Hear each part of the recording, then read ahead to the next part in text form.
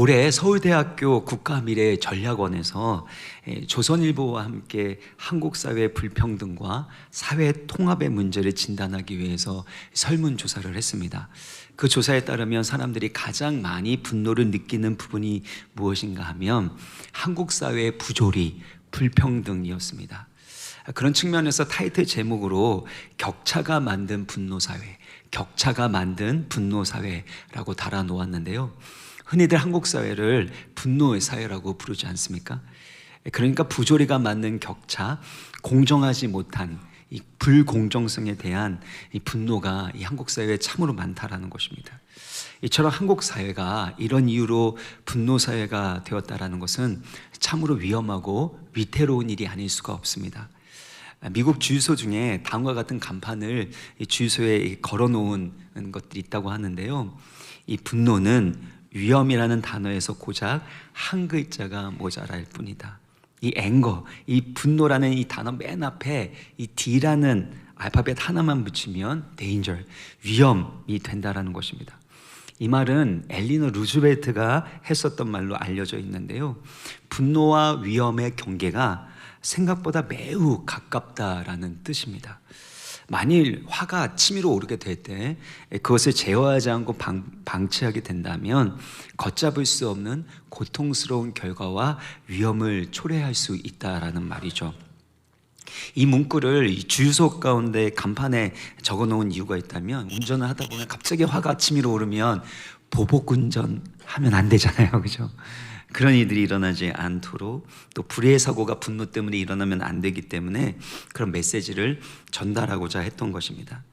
이 사람이 살면서 분노를 제어하지 못하기 때문에 하지 말아야 될 말과 행동을 하는 경우가 얼마나 많습니까? 그것 때문에 사랑하는 가족에까지 주변 사람에게 큰 상처와 아픔을 주는 이들이 얼마나 많은지 모릅니다. 이와 같이 분노는 우리의 삶을 크게 위험하게 만들 뿐만 아니라 우리의 영혼과 신앙생활에 치명적인 문제를 일으킬 수 있습니다. 그렇다면 왜 우리는 분노하는가? 그 분노의 이유에 대해서 여러분 무엇이라고 생각하십니까? 여러 가지 이유가 있지만 학자들의 의견을 제가 종합해 보니까요, 이런 거더라고요. 분노란 욕구 실현이 저지당하거나 실패하게 될 때 그것에 대한 저항과 반발에서 나오는 감정이라는 것입니다. 여기서 중요한 것은 우리가 원하는 욕구가 있다라는 것인데요. 다시 말해서 우리가 중요하게 가치 있게 여기는 것이 원치 않는 방향으로 진행되는 것에 대한 반응이 분노라는 것입니다. 만약에 여러분 가운데 중요한 것이 아니에요, 가치 있는 것이 아니라면 무엇하러 그것 때문에 내가 원치 않는 방향으로 됐다라고 해서 분노할 수 있겠습니까? 이방원의 하여가처럼 이런들 어떠하리 저런들 어떠하리 신경 쓰지 말자, 그렇게 생각할 건데, 내가 너무나도 소중하게 여기고 가치 있게 여기는 것, 내가 사랑하는 것이기 때문에 그것을 지키기 위해서 그렇게 반응하는 가운데 분노가 일어나는 것입니다. 이건 잘못되었어, 이렇게 돼서는 안 되는 거야, 이건 바로 잡아야 돼, 이런 생각과 함께 분노가 일어나게 되기 때문에 분노는 불쾌한 감정입니다. 불쾌한 감정. 여러분, 어떤 사람은 너무 기뻐서 화가 난다, 너무 맛있어서 화가 난다, 이렇게 표현하게 되지만 사실 그거는 과장법이고 말도 안 되는 얘기고요. 진짜 여러분 기쁘고 즐거울 때는요, 분노가 나지 않는 법입니다. 그러니까 분노라는 건 뭔가 잘못되었다라는 것이고, 그로 인해서 생기는 부정적이고 불쾌한 감정이라는 것이죠. 지금 요나가 그런 분노 상태에 있는 것입니다. 오늘 본문 1절을 보시면 요나가 매우 싫어하고 성냈다라고 표현하고 있습니다. 여기에서 요나가 이렇게 분노하는 이유, 이제 뒤에도 알 수 있겠지만요, 단순하게 분노하는 것으로 끝나지 않습니다. 이럴 거면 사는 것보다 죽는 게 낫습니다, 내 생명을 거두어가 주십시오 라고 말할 정도로 비참함과 수치심을 느끼고 있고 슬픔과 우울함까지 지금 함께 보이고 있는 것입니다. 박상미 교수의 우울한 마음도 습관입니다. 우울한 마음도 습관입니다라는 책을 보면 이런 부정적인 감정이 바깥으로 표출되게 되면 분노가 되지만 그 화살표가 안으로 향하게 되면 우울이 된다는 것입니다. 바깥으로 표출되면 분노, 안으로 향하게 되면 우울이 된다는 거죠. 그래서 그것을 방치하면 화병이 된다라고 말을 했는데요. 지금 요나가 그런 부정적인 감정들로 인해서 밖으로는 분노, 안으로는 우울을 경험하고 있는 것입니다. 그렇다면 요나가 분노하고 있는 이유를 구체적으로 좀 살펴볼 필요가 있습니다. 앞서 3장 10절을 보시면 하나님이 그들에게 행한 일, 그것 때문에 분노하고 있다는 것입니다. 어떤 일을 행하셨냐 하면 니느웨 사람들이 그 악한 길에서 돌이켜서 떠난 것을 하나님이 보시고 하나님의 뜻을 돌이키사 그들에게 내리라고 말씀하신 재앙을 내리지 않았기 때문에, 그래서 1절을 다시 한번 보시면은요, 요나가 매우 싫어하고 성냈다라고 합니다. 여기서 싫어하고 라는 것은 히브리어로 라한데요, 매우 싫어하고 라는 그 표현이라는 것 자가 결국에는 가돌이라는 히브리어 단어를 사용해서 큰 악이다 라고 표현하고 있습니다. 그러니까 직역하게 되면 그것이 요나에게 큰 악으로 악했고 그에게 분노가 타올랐다, 이렇게 번역을 할 수 있습니다. 그런데 흥미로운 것은 3장 10절을 보면 악한 길이라고 했을 때 악한이 라고요, 그리고 재앙이라는 단어도 라, 히브리어로 똑같은 단어라는 것입니다. 그러니까 하나님의 긍휼과 은혜로 니느웨 사람들이 하나님의 재앙을 받지 않게 된 것, 하나님의 긍휼과 하나님의 일하심이 요나에게는 큰 악으로, 큰 재앙으로 여겨졌다라는 것입니다.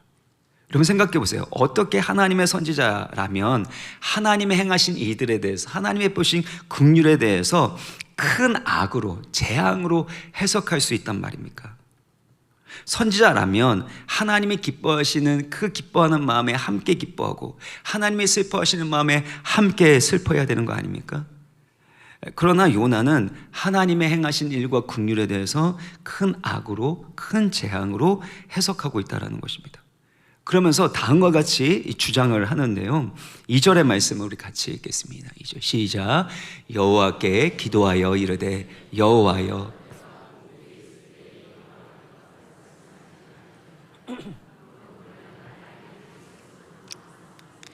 주께서는 은혜로우시며 자비로우시며 노하기를 더디하시며 인애가 크시사 뜻을 돌이켜 재앙을 내리지 아니하시는 하나님이신 줄을 내가 알았음이니이다. 이 구절을 통해서 알 수 있는 것은요, 요나가 과거 고국에 있을 때 니느웨에게 이런 일들이 일어날 것이라고, 니느웨 사람들이 혹시나 회개하고 하나님의 용서를 받게 되는 일들이 일어나면 안 된다라고 내가 말씀드리지 않았습니까? 어떻게 이스라엘의 대적이라고 할 수 있는, 원수라고 할 수 있는 아수르 사람들에게 하나님 긍휼과 용서를 베풀 수 있습니까? 만약에 아수르 사람들에게 은혜를 베푸시면 그것은 이스라엘에게는 큰 해악과 고통과 피해가 되는 거 아닙니까? 이렇게 여러 번 말씀드렸다라는 것입니다. 그래서 그런 일들이 발생하는 것들이 너무나도 싫어서 다시스로 빨리 도망갔었다라고 말하고 있습니다. 지금 요나는 하나님 앞에서 자신이 분노하지 않을 수 없는 분노의 정당성에 대해서 말하고 있는 겁니다.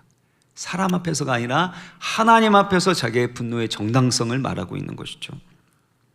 그러면서 요나는 하나님의 은혜롭고 자비로우신 성품에 대해서 언급하게 되는데 2절을 다시 한번 보시면요, 주께서는 은혜로우시고 자비로우시고 노하기를 더디하시고 은혜가 크시사 뜻을 돌이켜 재앙을 내리지 아니하는 하나님이시다 라고 그렇게 고백합니다. 지금 요나의 시각과 관점에서는 하나님이 베푸신 그 긍휼과 은혜가 선한 것이 아니라 악한 것이다 라고 그렇게 판단하면서 자신이 분노하지 않을 수 없는 이유가 하나님의 그런 성품 때문에 그래요. 하나님 그런 분이시잖아요. 내가 그런 분인 줄 알았어요 라고 그렇게 원망하고 분노하고 있다는 것입니다. 앞서 서론에 말씀드린 것처럼 우리 사회가 가장 많이 분노하는 이유가 있다면 공정하지 못한 것, 공정하지 못한 대우를 받았을 때가 아닙니까? 지금 요나가 사람에 대해서, 한국 사회에 대해서, 이스라엘 백성에 대해서 그렇게 공정하지 못하다라고 말하는 게 아니라 하나님에 대해서, 하나님은 공정하지 않아요. 하나님은 공의롭지 않잖아요. 하나님은 부당한 처사를 하셨습니다. 이렇게 분노하고 있다는 것입니다. 요나가 이렇게 하나님에 대해서 오해하고 분노의 정당성을 주장하는 그 모습을 보이는 이유가 있습니다. 근본적으로 그에게 영적인 세 가지 문제가 있기 때문인데요. 첫 번째는 선악의 기준은 하나님이 아닌 자기 자신에게 두었기 때문이라는 것입니다. 아담과 하와가 범죄하고 타락했을 때를 한번 생각해 보시길 바랍니다. 뱀이 아담과 하와를 유혹할 때 선악을 알게 하는 나무의 그 열매를 먹으면 눈이 밝아져서 하나님처럼 될 것이다. 하나님처럼 될 것이다. 이렇게 거짓말한 거 아닙니까? 그때 아담과 하와가 선악과를 먹는 것을 보았을 때 그 먹는 것이 아담과 하와 입장에서는 선입니까? 악입니까? 어떤 분은 악이래요. 악인데 왜 먹습니까? 좋아 보이니까, 나에겐 선한 것으로 보이니까 그래서 선악과를 먹은 거 아닙니까? 창세기 3장 6절을 보면은요, 보암직도 하고 먹음직도 하고 지혜롭게 할 만큼 탐스럽기까지 한 나무였기 때문에, 그래서 좋아 보여서 아담과 하와 입장에서는 선이었기 때문에 그래서 이 선악을 알게 한 나무의 실과를 먹었던 것입니다. 하지만 하나님 보시기에는 선이 아니라 악이었던 것이죠. 이것이 죄악의 본질입니다. 내가 하나님에 대해서 내가 하나님 노릇하면서 선악의 기준을 내가 정하는 것입니다. 그래서 내가 좋으면 선이고 내가 싫으면 뭐예요? 악인 거죠. 지금 요나가 하나님의 그 자리에 앉아서 하나님 노릇하면서 내가 보기에 하나님 잘못됐습니다. 내가 선악의 기준이고 그래서 하나님께서는 그들에게 그런 긍휼을 베푸시면 안 됩니다 라고 그렇게 판단하고 하나님의 선하심을 큰 악으로 규정짓고 있다는 것입니다. 여러분, 이것이 죄악의 본질이고 우리 인생의 근본적인 문제인 것을 우리는 깨달아야 합니다. 우리 관계 가운데서 왜 갈등과 다툼이 일어납니까? 결국엔 다 잘해보자고, 다 행복하자고 그런 거 아닙니까? 그런데 내가 옳다, 내가 보기에는 이것이 좋다라고 말하는 거죠. 근데 상대방 입장에서는 그게 아니라 이게 좋은 거예요. 지금은 나에게는 그게 좋은 거예요. 나중은 몰라도, 다른 사람은 몰라도 나는 이게 좋고 이게 옳다라고 생각하는 겁니다. 그러니까 서로 자기 입장에서 자기 주장을 하게 되니까 갈등과 다툼이 일어나게 되는 거 아닙니까? 부부 사이에도 왜 그렇게 싸웁니까? 내가 생각할 때는 이게 좋은 건데 이렇게 하란 말이야. 아니, 난 다르게 생각하는데 당신이 생각을 바꿔야지. 왜 그렇게 생각하는 거야? 그렇게 자기 생각을 주장하게 되면서 자기 입장에서 선하다고 생각하는 것을 주장하게 되니까 갈등과 아픔이 일어나는 것입니다. 자녀를 양육할 때 이것들을 참 많이 배웁니다. 자녀에게 어떤 말을 할 때 부모 입장에서는 그게 선입니까? 악입니까? 선이죠. 악을 왜 말합니까? 왜 주려고 합니까? 이게 좋은 겁니다. 이렇게 해야지 고생하지 않는 겁니다. 이렇게 해야지만 그래도 나름대로 살아갈 수 있기 때문에 얘기를 합니다. 근데 아이들이 들어먹질 않아요. 그러니까 거기 안에서 이렇게 해라 저렇게 하다가 방법 이렇게 저렇게 하다가 강압도 하고, 때로는 너 위에서 하는 거야 막 이렇게 하다가 너 잘 되려고 하는 거야. 그러다가 말 안 들으면 어떻게 돼요? 너 죽고 나 죽자 뭐 이렇게 가게 되는 것이죠. 부모 입장에서는 선인데요, 자녀 입장에는 그걸 선으로 받아들이지 않고 악으로 느끼는 것 같은 거예요. 제정신이 아닌 겁니다. 그러니까 정신 차리게 하려고 하는 그 과정 가운데서 결국에는 갈등과 다툼이 일어나고 신뢰의 관계가 깨지는 일들이 일어나게 되죠.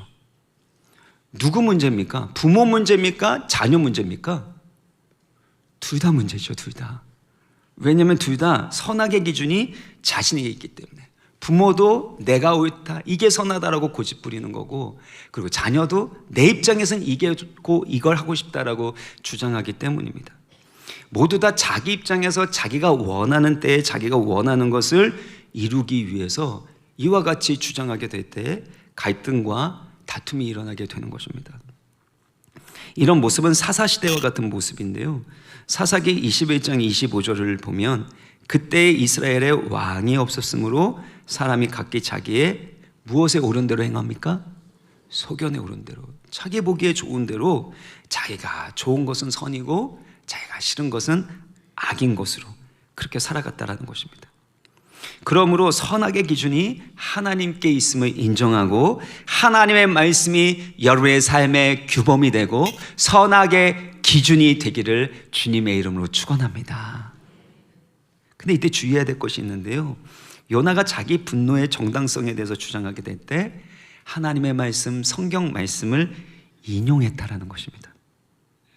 그래서 두 번째가 중요한데요, 이것은 지식의 문제, 머리의 문제가 아니라 바로 마음의 문제고 관점과 시각의 문제인 것을 알게 됩니다. 2절을 다시 한번 보시면요, 요나는 하나님에 대한 올바른 지식, 신학적 지식을 가지고 있는 것으로 보입니다. 그런데 이 올바른 신학적 지식을 자신의 분노의 정당성을 입증하는데, 하나님이 틀렸음을, 하나님이 부당함을 입증하는 데 사용하고 있다는 것입니다.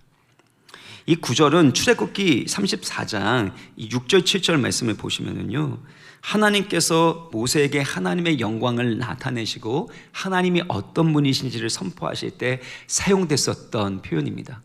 자비롭고 은혜롭고 노하기를 더디하고 인자와 진실이 많은 하나님, 그대로 이 말씀을 인용하고 있는 것이죠. 그런데 이 신학적 지식을 가지고 하나님의 공의롭지 않고 또 공정하지 않음에 대해서 불쾌하다라고 분노하고 있는 근거로 사용하고 있는 것입니다. 왜 그런가 하냐면, 다시 한번 보여주시면요, 출애굽기 36장 7절의 말씀을 싹 빼버렸기 때문입니다. 하나님은 은혜롭고 노하기를 더디하는 자비로우신 그 하나님이시지만, 7절을 보면 인자를 1000대까지 베푸시지만 또 용서하시지만, 그러나 벌을 면제하기는 아니하고 아버지의 악행을 자손 3대까지 보응하리라. 반드시 하나님이 공의롭게 모든 이들을 다스리고 심판하신다라고 말씀하고 계십니다. 그런데 이런 공의로우신 하나님의 성품에 대해서는 싹 빼버리고, 하나님은 공의롭지 않잖아요.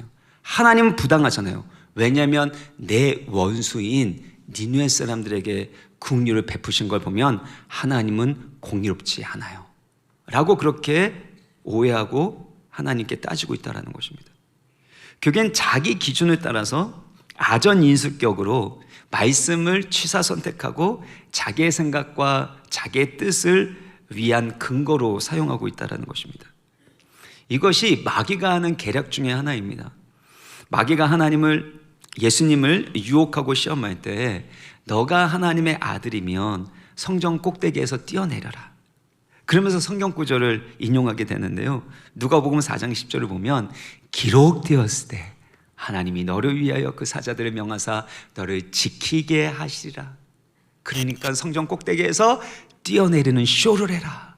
하나도 다치지 않을 거다. 너가 메시아됨을 드러낼 수 있을 것이다. 이렇게 예수님을 속이고 유혹하고 있었다는 것입니다.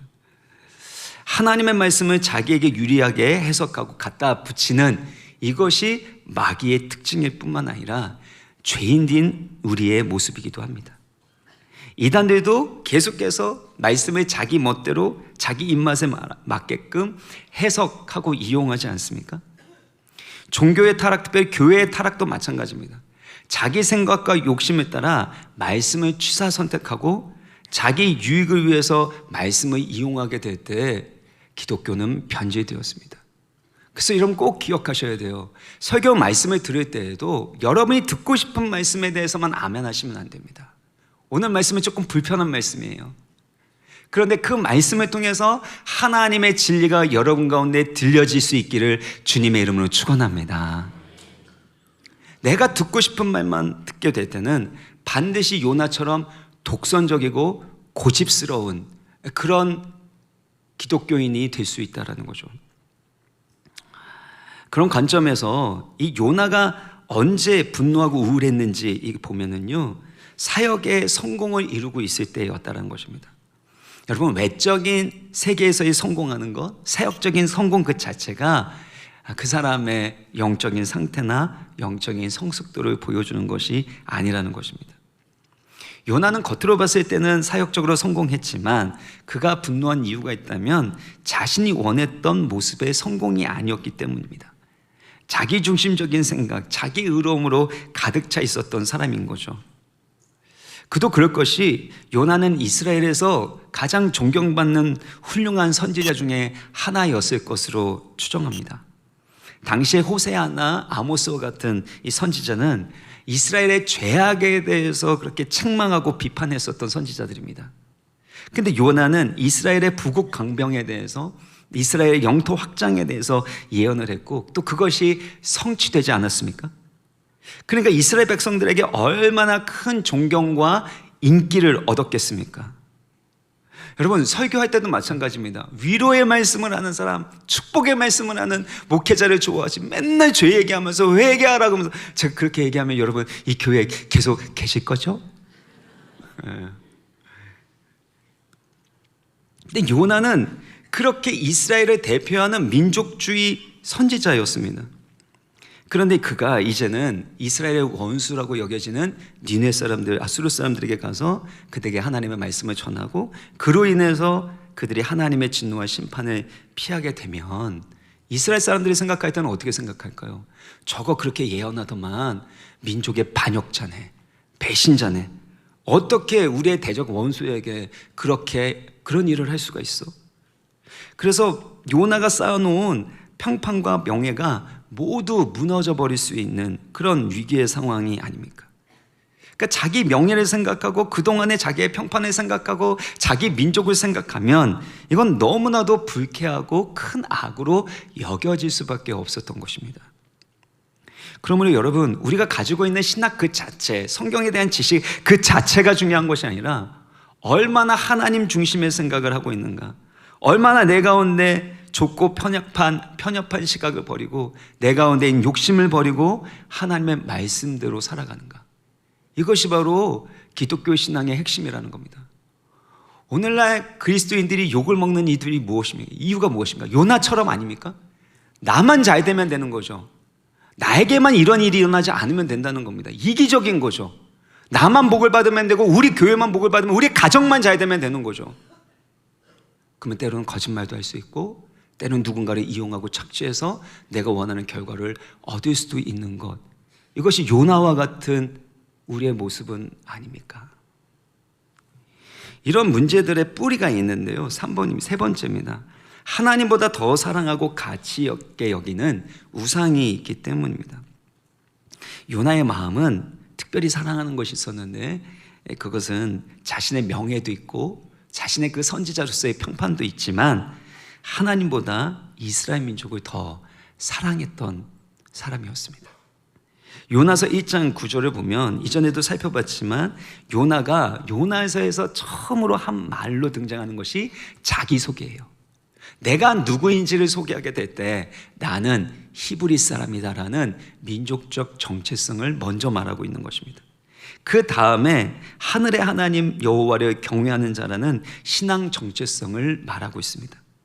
이 순서가 보여주는 것은 요나 입장에서는 히브리인이라는 민족적 정체성이 하나님을 경외하는 신앙 정체성보다 더 근본적이고 중요하고 우선시 되는 것이라는 겁니다. 그러니까 이스라엘 백성들을 괴롭히고 위협하는 아수르인들을 향한 하나님의 긍휼과 용서를 받아들일 수가 없는 겁니다. 그들은 멸망받아 마땅한 대적이거든요. 요나는 그러한 정체성을 가지고 있었기 때문에, 그의 마음 가운데 하나님이 아닌 민족에게 정체성을 두고 있기 때문에, 그 우상으로 인해서 하나님은 우리 민족을 사랑하셔야 돼, 하나님은 우리 편만 사랑하시고 우리 편에게는 은혜와 긍휼을 베푸시면 되지만 그렇지 않은 사람들에게는, 민족에게는 안 되는 거야 라는 이기적인 민족주의와 편협한 이기적인 생각을 갖고 있었던 것입니다.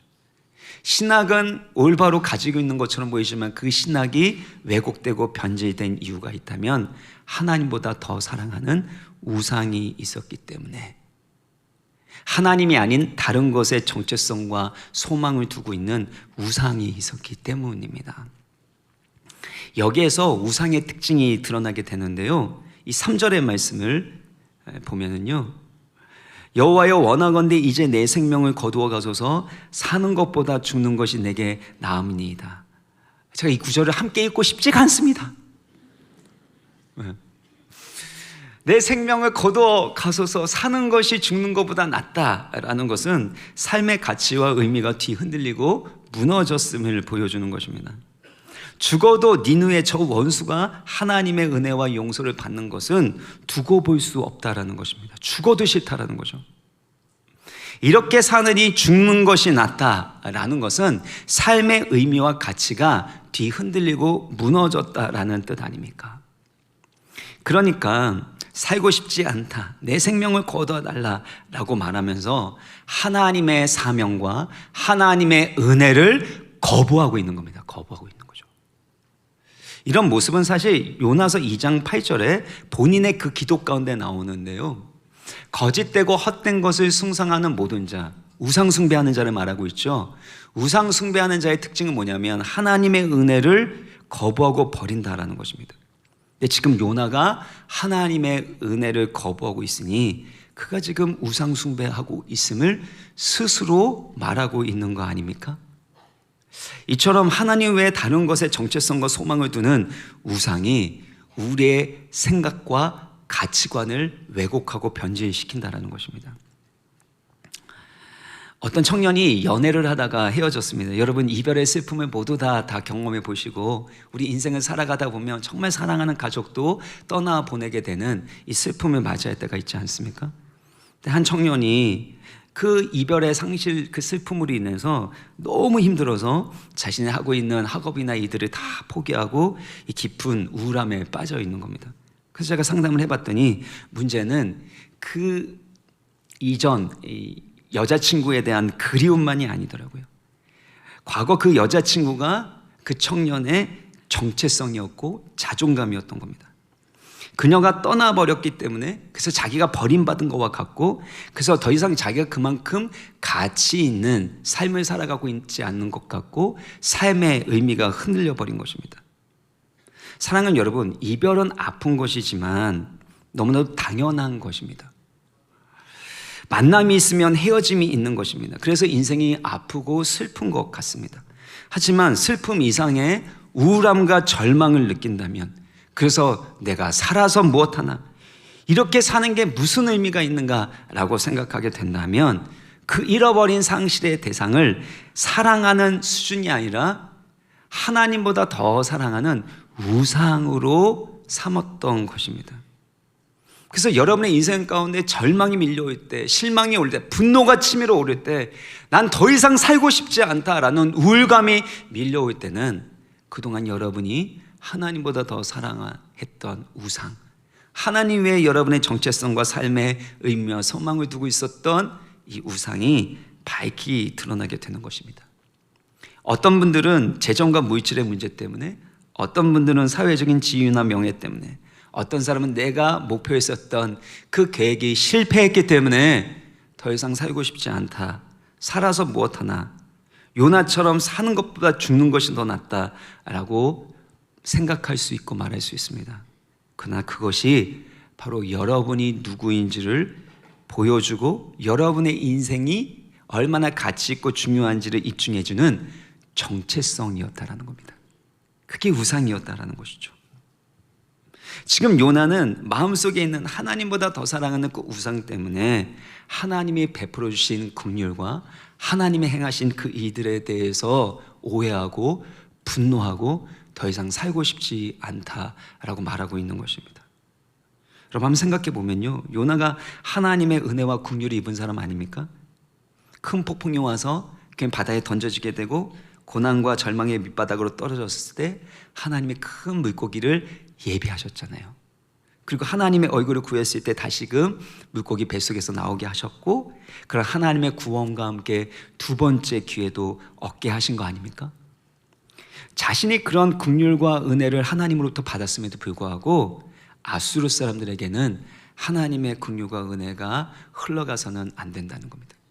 그것이 죽기보다도 싫은 것이라고 완강하게 거부하고 있습니다. 내로남불 아닙니까? 내가 하면 로맨스고 남이 하면 불륜이죠. 내가 받으면 은혜고 선한 하나님의 그 성품이고, 그리고 다른 사람이 받으면 그거는 부당한 처사고, 그것이 선악의 기준이 나에게 있는 것이고 내 마음과 가치관의 문제인 것이고, 그 뿌리에는 우상의 문제가 있다는 것입니다. 혹시 여러분의 마음 가운데 상한 마음과 절망하는 마음과 또 우울한 마음과 분노가 있습니까? 그 과정을 통해서 낙심하는 사람 아무도 없이 진정으로 내 가운데 있는 우상을 발견하고 그 우상을 깨뜨리고 하나님 안에서 참된 정체성을 얻고 하나님이 주시는 자유함과 회복을 누리시기를 주님의 이름으로 축원합니다. 이런 요나의 태도는요, 예수님께서 말씀하신 탕자의 비유에 나오는 첫째 아들과 매우 닮아 있습니다. 여러분 잘 아시는 것처럼 둘째 아들이 방탕하게 자신의 재산을 다 탕진하고 나서 아버지께로 돌아왔습니다. 잃어버린 아들, 죽은 아들이 돌아온 것과 다름이 없었기 때문에 아버지가 얼마나 기뻤겠습니까? 그래서 송아지를 잡아서 잔치를 열었는데 첫째 아들이 밭에서 열심히 일하고 와가지고 이 소리를 들어보니까 풍악 소리가 들리게 되고 뭐 잔치 소리가 들리는데 송아지도 잡았다는 겁니다. 그래서 어떤 일인지 물어봤더니 결국에는 그렇게 악독한 아주 배은망덕한 이 탕자가 돌아오게 됐는데 아버지가 기뻐서 살찐 송아지를 잡아주셨다는 겁니다. 첫째 아들이 어떻게 반응하냐면요, 누가복음 15장 28절 보면 그가 노하여 들어가고자 하지 아니하거든. 그 잔치집에, 아버지의 집에 안 들어가게, 그 은혜의 집, 사랑의 집으로 안 들어가겠다는 겁니다. 분노하고 있는 거죠. 부당하다라는 겁니다. 어떻게 동생에게 이런 처사를 하실 수 있는지 못마땅한 것이죠. 하지만 첫째 아들은 문제가 뭐냐면 아버지의 마음과 사랑에는 관심이 없습니다. 자기 입장에서 아버지의 태도와 처사가 못마땅하게 여겨지고 분노하는 이유가 있다면 아버지의 마음과 이 아들, 첫째 아들의 마음이 너무나도 달랐고 너무나도 멀리 있었다는 것입니다. 누가복음 15장 29절 30절 보면은요, 그가 아버지한테 이렇게 말합니다. 내가 여러 해 아버지를 섬겨 명을 어기며, 내가 아버지 말씀 내가 어긴 적이 있습니까? 이렇게 충성하지 않았습니까? 그런데 내게는 염소 새끼 한 마리라도 잡아주셔서 내 친구들과 함께 즐겁게 잔치하게 하신 일이 있습니까? 이렇게 하는 거죠.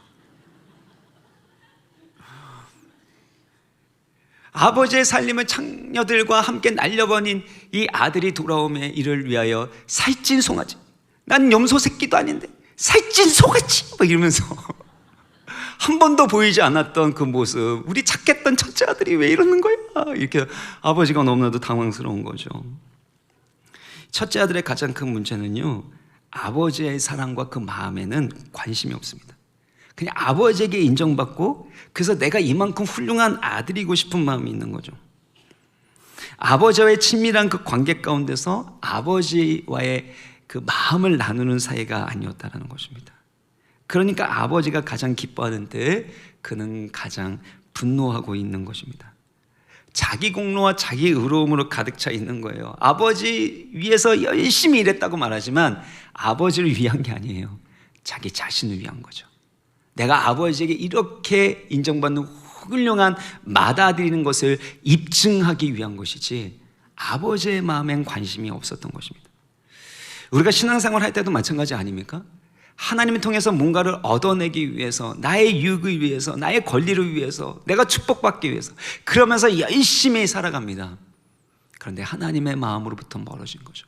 하나님과의 친밀한 그 관계 가운데 하나님의 사랑과 긍휼의 마음을 헤아리지 못하는 이들이 얼마나 많으냐라는 것입니다. 그런데요, 이 아버지, 하나님 아버지는 너무 좋으세요. 누가복음 15장 31절 32절을 같이 읽겠습니다. 시작. 아버지가 이르되 예, 너는 항상 나와 함께 있으니 내 것이 다 내 것이로되 내 동생은 죽었다가 살아났으며 내가 잃었다가 얻었기로 우리가 즐거워하고 기뻐하는 것이 마땅하다니. 예, 너는 나와 늘 함께 하지 않니? 그리고 내 가운데 있는 것이 다 너 거지 않니? 그 너 동생은 죽었다가 살아났고 잃어버렸다가 다시 얻었는데 우리가 너와 내가 함께 즐거워하는, 기뻐하는 것이 마땅하지 않겠냐? 너가 내 아들이지 않니? 나의 자랑스러운 첫째 아들이지 않니? 그렇게 말씀하시는데요, 첫째 아들은 여전히 그것에 대해서 어떻게 반응했는지 나오지 않죠. 이런 하나님 아버지의 따뜻한 사랑과 자비로우신 인내가 오늘 본문에서도 발견됩니다. 4절의 말씀 같이 읽겠습니다. 4절만 있습니다. 시작. 여호와께서 이르시되 내가 성내는 것이 옳으냐 하시네. 예수님께서, 하나님께서 질문하시는 거죠. 완고하고 고집센 요나 이 꿀밤을 팍 때리면서 너 물고기 뱃속에 들어갔다 왔잖아. 너 또 들어갈 거야. 뭐 이러면서 한 3번 들어가야지 정신 차릴 거야. 그러시지 않으시고요. 예. 너가 지금 성내는 것이 그렇게 화나는데 화내는 게 옳으니. 9절도 보시면은요 또 말씀하십니다. 이후에 계속해서 박농쿨을 통해서 여러 가지를 통해서 설득하시면서 또 질문하시는 거죠.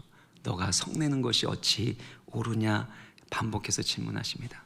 그 질문을 통해서 요나를 존중하시는 거죠. 질문한다는 건요 강압하지 않는다는 겁니다. 스스로 자기의 내면을 성찰하고 깨달을 수 있도록 도와주는 것이고 존중한다라는 뜻입니다.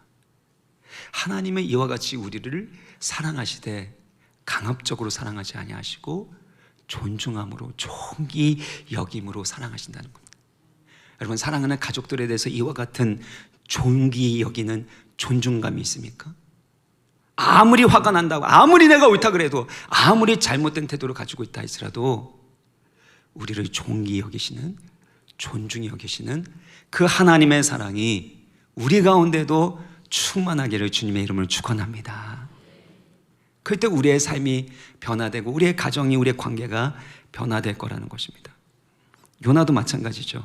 큰 폭풍을 겪었습니다. 바다에 던져졌어요. 물고기 뱃속에 들어갔어요. 고난과 절망의 밑바닥에 들어갔습니다. 하나님의 훈육으로 반 죽여놓은 겁니다. 반 죽여놓으니까, 아니 죽은 거와 다름이 없으니까 그때는 고집이 꺾이고 하나님의 얼굴을 봤는데 알고 보니까 안 꺾인 거예요. 그때 하나님이 그래 이제는 너 죽고 나 죽자 이렇게 하지 않으시고 내가 너를 위하여 죽을 것이다 라고 말씀하시는 거죠.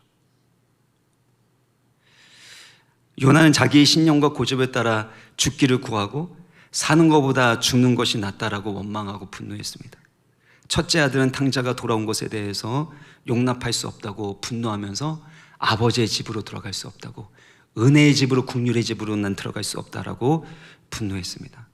그러나 요나보다 더 크신 우리 주 예수 그리스도, 진정한 첫째 아들 되시는, 맏아들 되시는 하나님의 아들 예수 그리스도께서는 바로 우리를 죄와 사망의 권세에서 건져내시고 구원하시기 위하여 우리를 대신하여 죽으셨습니다.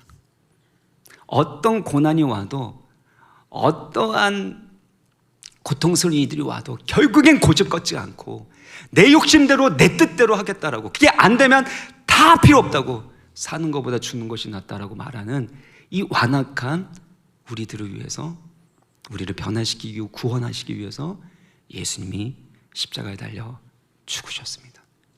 죽으시고 부활하심으로 우리 안에 거하심으로 그 누구도 바꿀 수 없는, 그 누구도 꺾을 수 없는 우리의 생각과 고집을 바꾸시고 꺾어 나가시고 하나님의 사랑과 긍휼을 품게 하시는 것입니다. 사랑하는 여러분, 무엇이 진정으로 우리를 변화시킵니까? 하나님의 사랑. 내가 너를 변화시키기 위하여, 내가 너를 위하여 죽겠다. 그 십자가의 사랑을 보여주시는 하나님의 사랑을 깨달을 때 우리의 영혼과 우리의 삶이 온전하게 변화되고 우리 통해 하나님의 사랑이 흘러가고 생명이 흘러가게 될 줄 믿습니다. 이 시간 주님의 사유와 피를 기념하는 성찬식을 갖겠습니다.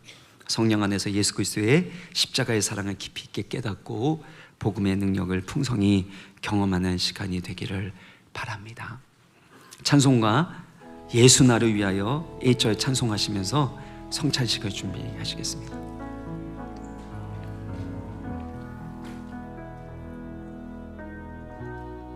예수 나를 위하여, 예수 나를 위하여 십자가를 질 때 세상 죄를 지시고 고초당하셨네.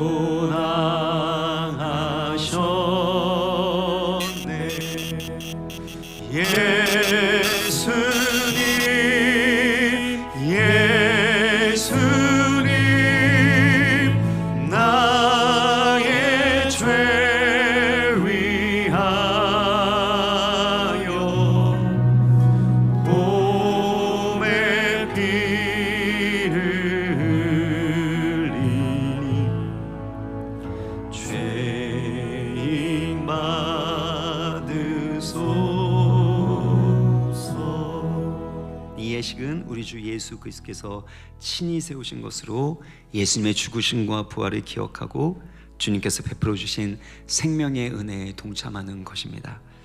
또한 우리가 성령 안에서 그리스도와 함께 십자가에 못 박혀 죽었고 우리 안에 그리스도께서 사시는 예수 그리스도와의 연합을 확인하고 누리는 것입니다. 성찬 후에 제가 기도하도록 하겠습니다. 살아계신 긍휼의 하나님 아버지, 예수 그리스도의 은혜로 말미암아 우리를 죄와 사망에서 구원하여 주시고 창조주 하나님의 의롭고 존귀한 자녀로 살아가게 하여 주시니 감사와 찬송을 올려드립니다. 우리 안에 있는 모든 교만과 잘못된 것들이 십자가의 보혈로 정결케 되게 하여 주옵소서. 복음의 능력으로 우리의 자아가 깨어지게 하시고 우리의 고집이 꺾이게 하여 주시고 하나님의 마음과 긍휼을 더 깊이 깨달아 알아 하나님의 뜻에 기쁨으로 순종할 수 있도록 성령으로 충만하게 하여 주옵소서. 이 시간 주님의 사유가 피를 기념하게 될 때 성령의 임재 안에서 내가 그리스도와 함께 십자가에 못 박혀 죽었고 내 안에 그리스도께서 사시는 그리스도와의 연합을 확인하고 경험하는 은혜 충만한 시간 되게 하여 주시기를 간절히 원하옵고 주 예수 그리스도의 이름으로 기도합나이다. 아멘. 예수 그리스도를 구세주로 믿는 모든 분들, 또 세례를 받으신 분들은 참여하실 수 있습니다. 성찬에 참여하실 세례교인께서는 자리에 일어나 주시고요. 여러분 떡을 받으신 다음에는 기다리셨다가 함께 기념하도록 하겠습니다. 주 달려 죽은 십자가 찬송하시면서 주님의 떡을 받도록 하겠습니다.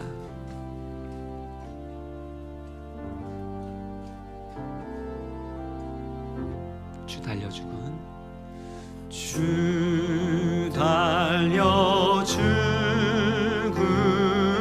십자가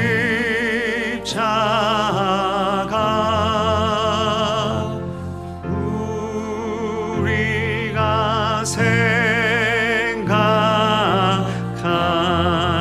때에 세상에 속한 욕심을 세상에 속한 욕심을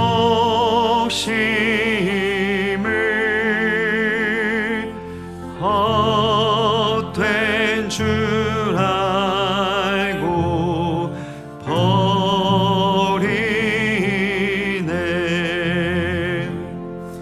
주 떡을 받으신 분은 자리에 앉으셔도 좋습니다.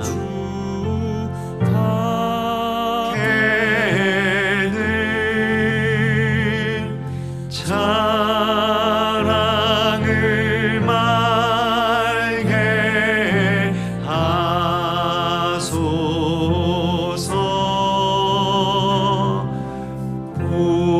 보혈의 공로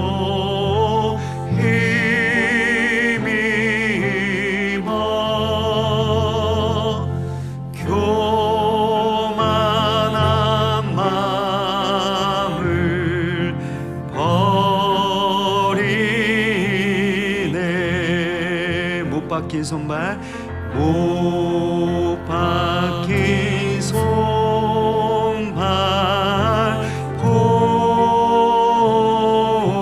보니 큰 자비 나타내셨네. 자비 나타내셨네.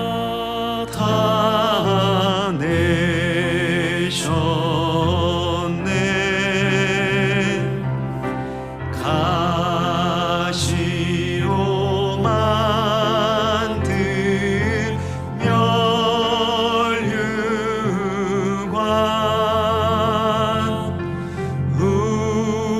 우리를 위해 쓰셨네.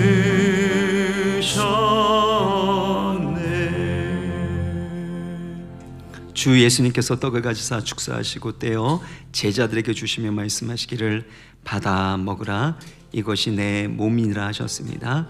이제 주님의 몸을 기념하겠습니다.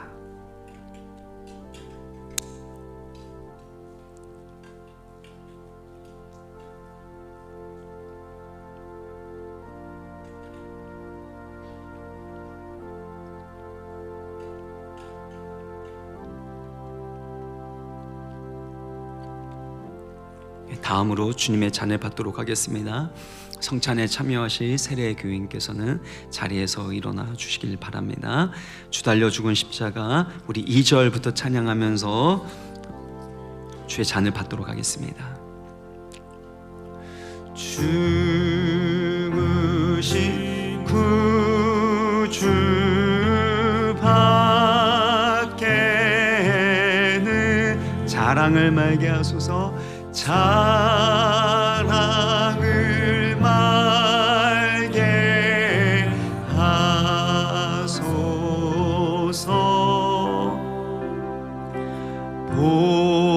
보혈의 공로 힘입어 교만한 마음을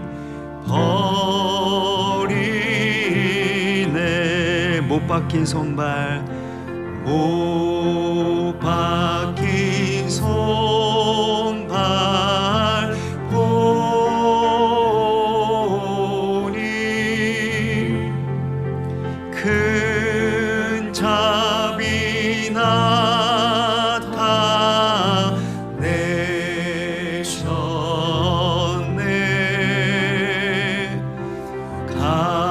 가시로 만든 멸류관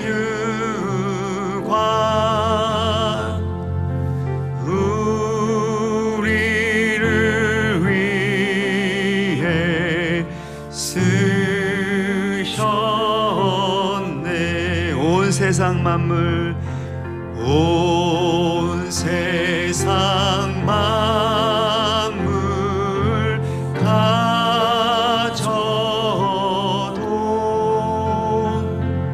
주 은혜 못 닦겠네.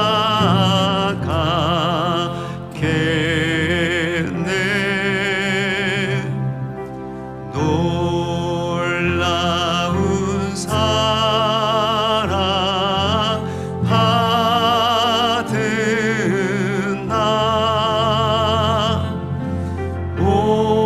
몸으로 제물 삼겠네.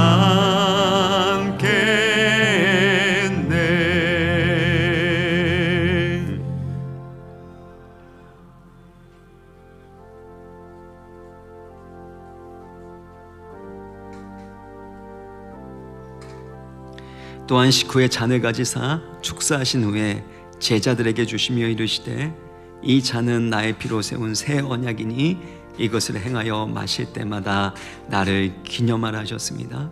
주님의 잔을 마실 때 성령 안에서 주님의 생명의 주님과 연합하는 복된 시간이 되시기를 바랍니다. 다 같이 주님의 피를 기념하시겠습니다.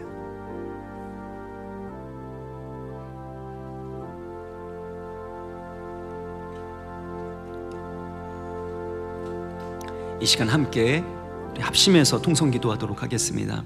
우리 동역자들, 우리 가족들이 있다면, 손을 잡으실 수 있다면 같이 좀 손을 잡고 기도하도록 하겠습니다. 이 세상에 소유된 개인과 가정의 모든 죄악과 허물을 회개합니다. 내가 하나님 노릇하며 내 마음대로 내 뜻대로 선악의 기준을 정했던 교만과 모든 죄악을 예수 그리스도의 보혈로 정결케 하여 주옵시고 복음의 능력으로 우리의 모든 우상들이 깨어지고 하나님의 뜻에 기쁨으로 순종할 수 있도록 성령으로 충만하게 하여 주옵소서. 하나님의 긍휼과 십자가의 사랑을 더욱 깊이 깨닫게 하시고 십자가의 사랑과 은혜를 흘려보내는 은혜의 통로 복음의 증인으로 살아가게 하여 주심으로 우리의 삶과 가정, 이 나라와 한국교회 가운데 하나님의 치유와 회복의 역사가 일어나게 하여 주옵소서. 이 나라를 불쌍히 여기사 대한민국의 수치와 분노를, 아픔을 치유하여 주시고 지도자들 가운데 하나님의 경외하는 백성을 사랑하는 마음 주셔서 정말 한국교회가 살아나게 하시고 우리나라가 제사장적인 사명 감당하게 하여 주옵소서. 이 시간에 우리 주여 한번 부르고 기도합니다. 주여. 아버지 하나님 감사합니다. 우리의 모든 삶을 주 앞에 올려드립니다. 성령 하나님의 인재와 능력 가운데 살아갈 수 있도록 주께서 도우시고 인도하여 주옵소서. 아버지 하나님 성령의 권능과 임재 가운데 주님 우리를 붙들어 주옵시고 하나님의 말씀대로 순종함으로 우리 가운데 있는 모든 자랑들, 우리의 모든 우상들, 이 모든 것이 깨어질 수 있도록 성령으로 역사하여 주옵소서. 주여, 우리의 우상들이 깨어지길 원합니다. 요나처럼 편협하고 이기적인 그런 모든 생각들을 내려놓게 하여 주옵시고 정말 하나님의 그 말씀대로 지켜 순종하며 살아갈 수 있도록 성령으로 도우시고 역사하여 주시옵소서. 아버지 하나님, 우리 교회를 치유하여 주시고 주님 이 나라 민족을 치유하여 주시고 생명의 능력으로 살아나게 하여 주옵소서. 하나님 기뻐하신 그 삶의 능력을 나타낼 수 있도록 주여 경건의 능력을 나타낼 수 있도록 주의 사랑과 은혜로 충만하게 하여 주시옵소서. 오 주 예수님 감사합니다.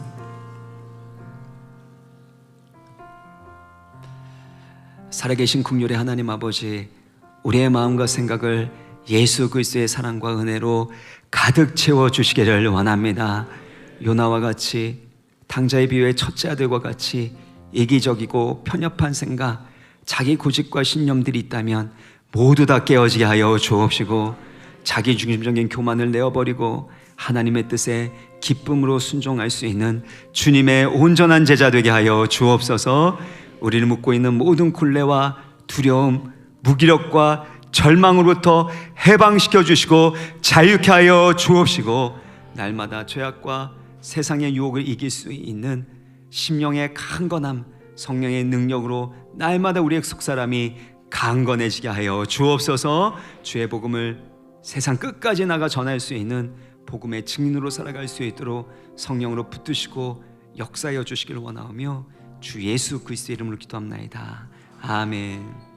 우리 존귀한 주보여 찬양하면서 성찬식을 마무리하도록 하겠습니다.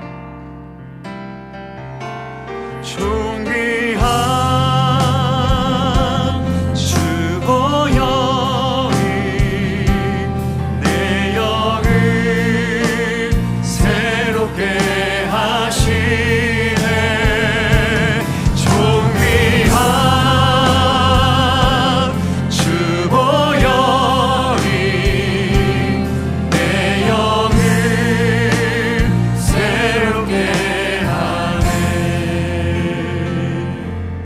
일어나셔서 내가 주인 삼은 찬양하시고 마무리하겠습니다.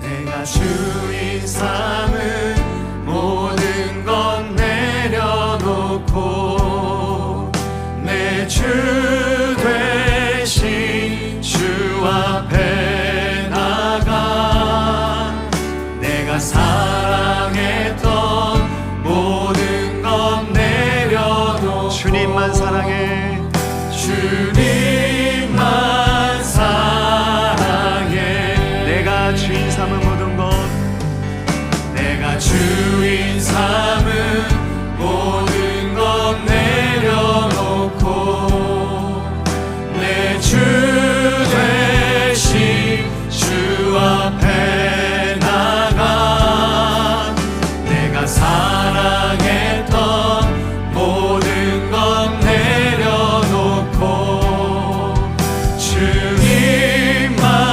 사랑해 주 사랑 거친 풍랑 주 사랑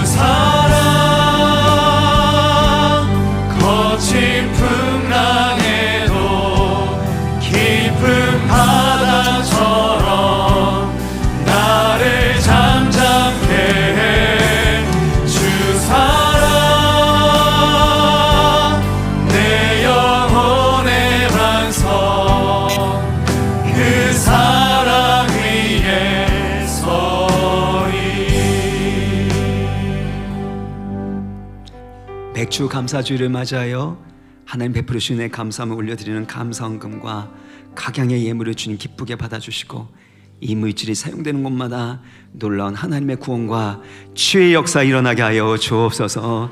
특별히 환우들을 치유하여 주시고 그 어두운 가운데 갇혀있는 자들이 있다면 주님 풀어주시고 놀라운 예수 그리스도의 치유와 생명의 빛이 비춰짐으로 말미암아 치유되고 살아나고 변화되고 해방케 되게 하여 주옵소서. 우리의 생명과 소망이 되시는 주 예수 그리스도의 은혜와 아버지 하나님의 영원하시고 극진하신 사랑과 성령 하나님의 감동감화 교통하심이 모든 우상과 모든 고집을 내어버리고 주 예수님을 더욱 사랑하고 그 십자가의 사랑과 긍휼을 따라 살아가기를 결단하는 우리 교회 모든 성도님들의 삶과 가정과 이 토위에 이 나라 민족과 열방과 모든 선교 사역 위에 한국교회와 형제교회 모든 성도님들 위해 영원토록 항상 함께 있을지어다. 아멘.